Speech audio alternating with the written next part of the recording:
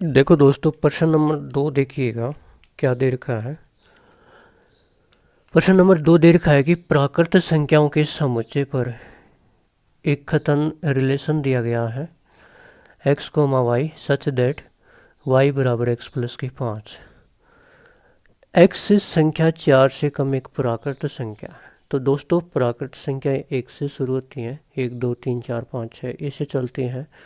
इसने कहा कि x 4 से कम एक प्राकृत संख्या है, तो 4 से कम कितना होगा? 1 होगा, 2 होगा, 3 होगा। ठीक है, x और y दोनों ही नेचुरल नंबर हैं, तो x तो हमने बता दिया, फिक्स कर दिया 1 2 3, और y कोई भी नेचुरल नंबर हो सकता है, कोई भी प्राकृत संख्या हो सकती है। द्वारा एक संबंध R परिभाषित कीजिए।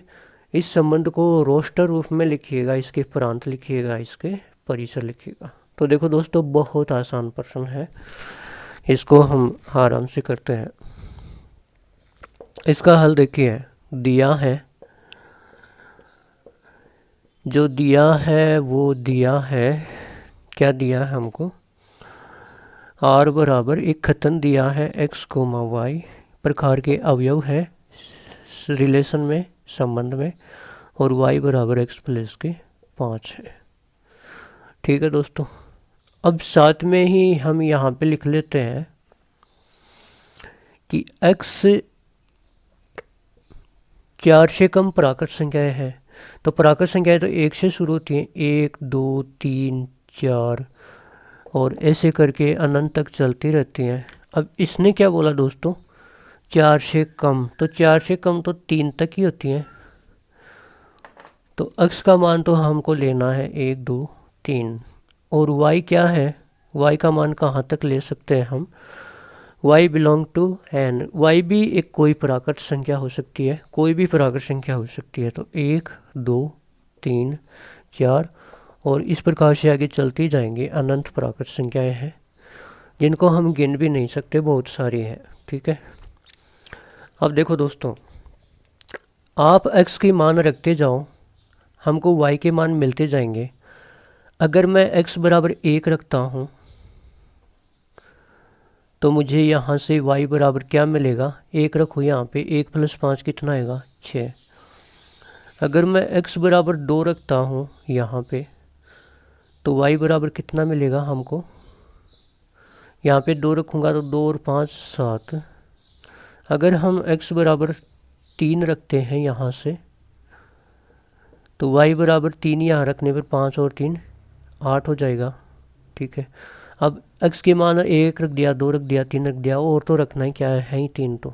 ठीक है, तो दोस्तों अब हम यहाँ से रिलेशन लिख सकते हैं, और वो भी किस में?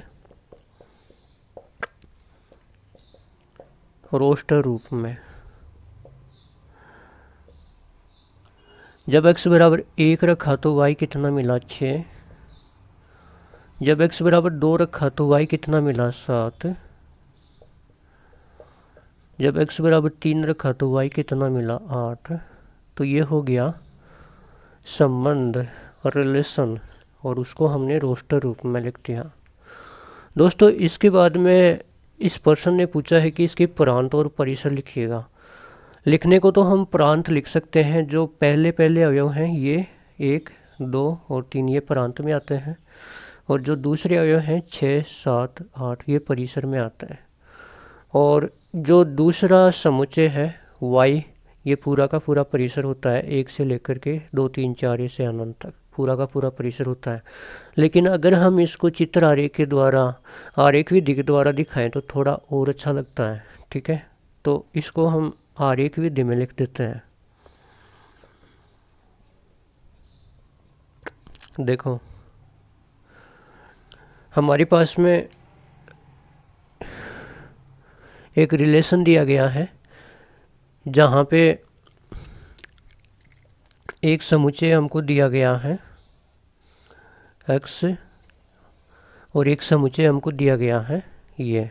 इसमें तो 3 अवयव हैं, 1 2 3, और इसमें अनंत अवयव हैं, 1 2 3 4 5 6 7 8 9 10, इस प्रकार से चलते जाएंगे। मतलब पूरा का पूरा नेचुरल नंबर इसके अंदर भरा हुआ है। ठीक है, अब देखो दोस्तों, ए का संबंध किससे है? 6 से है, तो ये मिला दिया। 2 का संबंध 7 से है, तो ये मिला दिया। 3 का संबंध किससे है?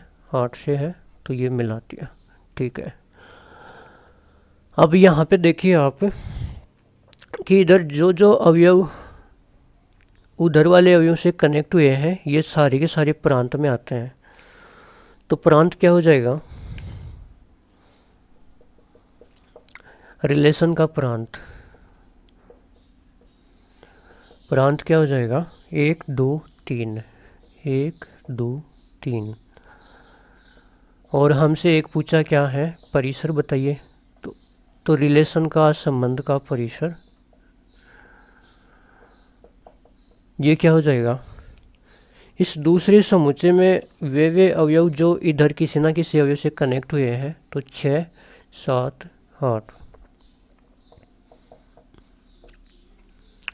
तो हमसे क्या पूछा था कि एक प्राकृत संख्या है एक्स वाई एन में है द्वारा एक संबंध आर परिभाषित कीजिए और इसको रोस्टर रूप में लिखिएगा। तो जो संबंध खतन दे रखा था उसे हमने संबंध आर लिख दिया रोस्टर रूप में।